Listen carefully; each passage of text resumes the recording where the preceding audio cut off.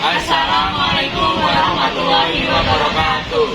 Di sini kami akan mempresentasikan tugas hasil laporan ilmiah kami yang berjudul Investigasi kimia dalam kehidupan sehari-hari pada makanan gatal.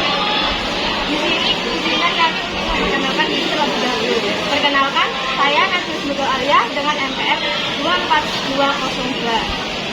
Dan saya perkenalkan, nama saya Muhammad Jafar Mufid dengan NPM 24197.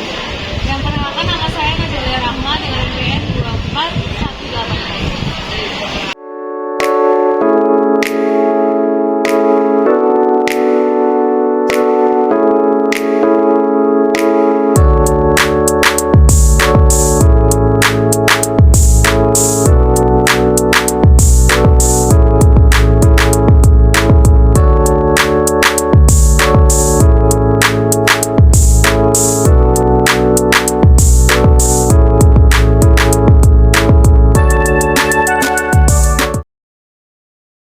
Sebelumnya izinkan saya memperkenalkan diri. Perkenalkan, nama saya Najulia Rahma dengan NPM 24032010 dan saya berasal dari kelas Paralel D 2024.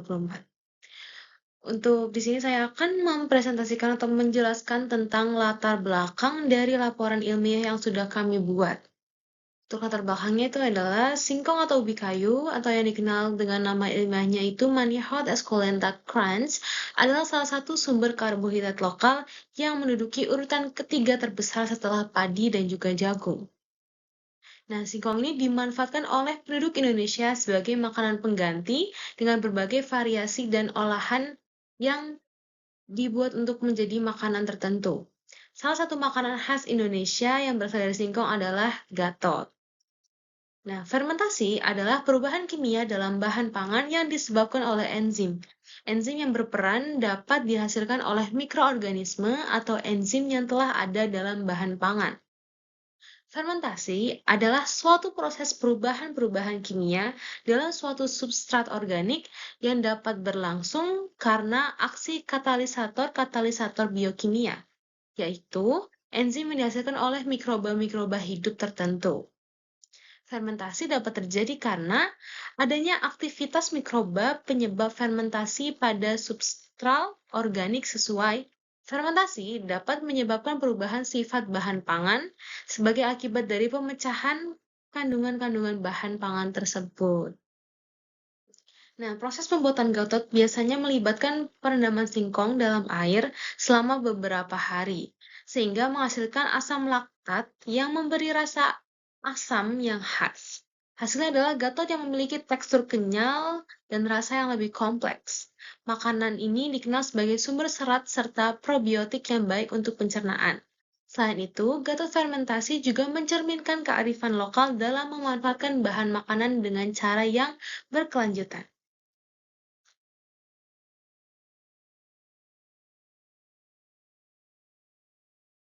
Kemudian, pada slide selanjutnya, saya akan menjelaskan tentang tujuan dari pembuatan laporan ilmiah ini.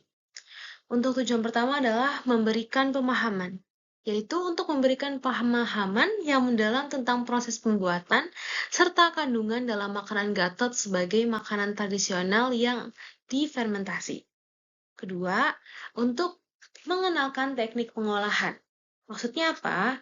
Untuk mengenalkan teknik pengolahan tradisional yang digunakan masyarakat, sehingga pengetahuan tersebut dapat dilestarikan dan dikembangkan lebih lanjut. Yang ketiga adalah eksplorasi potensi. Maksudnya, dengan adanya penelitian ilmiah ini diharapkan dapat dilakukan eksplorasi potensi peningkatan kualitas gatot melalui teknologi pangan modern.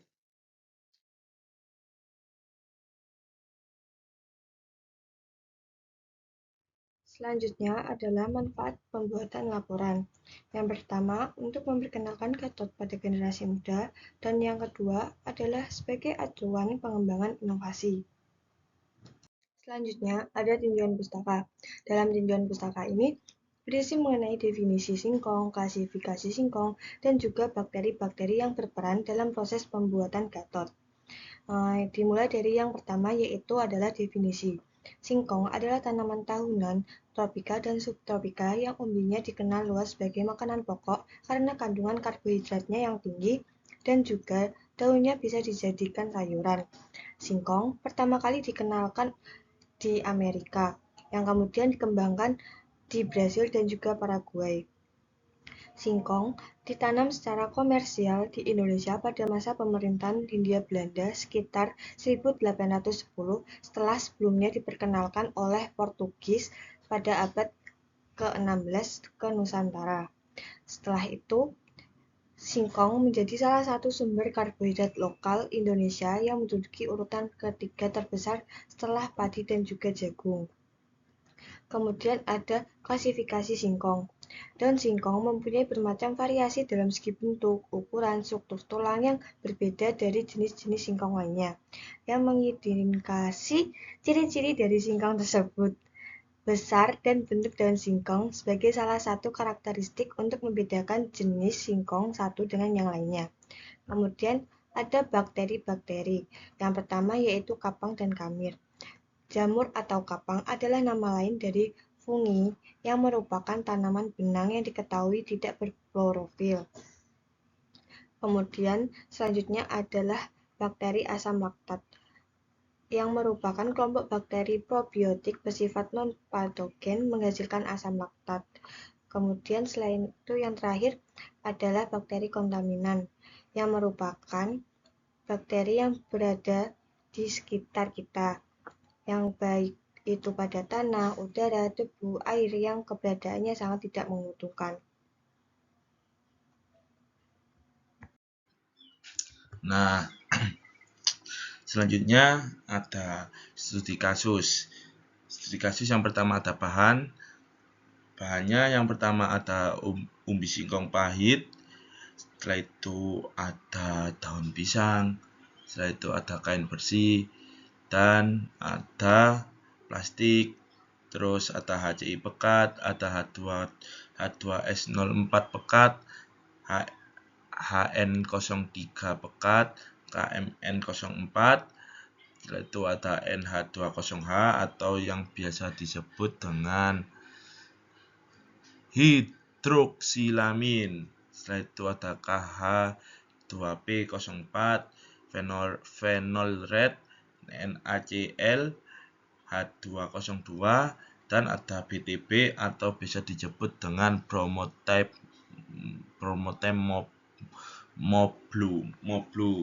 Setelah itu ada alat yang digunakan. Yang pertama ada autoclave, inkubator, kompor, micropipet, tanur, blender, corong, glass beaker, hot plate, kertas saring, kurs porselen, labu digesti, labu ukur 100 ml dan 200 ml, pipet volume, spektrofotometer, UV vis, spektrofotometer serapanatom atau biasa disebut SSA. Setelah itu ada tanur, timbangan analitik, kuvet, kondensor, batu didi, labu, kejedal, dan yang terakhir ada mikroskop ya teman-teman. Setelah itu ada uji coba pembuatan. Pembuatan dari gatot dimulai dengan mengupas singkong, lalu dicuci dengan air bersih dan dikeringkan terlebih dahulu dengan pengeringan matahari. Singkong ditempatkan di sebuah ruang terbuka pada pagi hari pukul 8 sampai sore pukul 16.30. Dilakukan sampai hari keempat ya teman-teman. Singkong semi kering difermentasi dengan fermentasi fase padat dalam berbagai media yaitu plastik, daun pisang, dan kain dimasukkan ke dalam kontainer kedap selama 14 hari. Kemudian dikeringkan dengan matahari untuk menghentikan aktivitas jamur selama 3 hari. Gatot menampilkan warna abu-abu dan hitam bagian dalam dan luar umbi singkong. Kemudian gatot direndam dalam air dalam rasio 1:4 ya teman-teman selama 4 kali 24 jam atau 96 jam. Proses perendaman dari katod disebut fermentasi terendam spontan.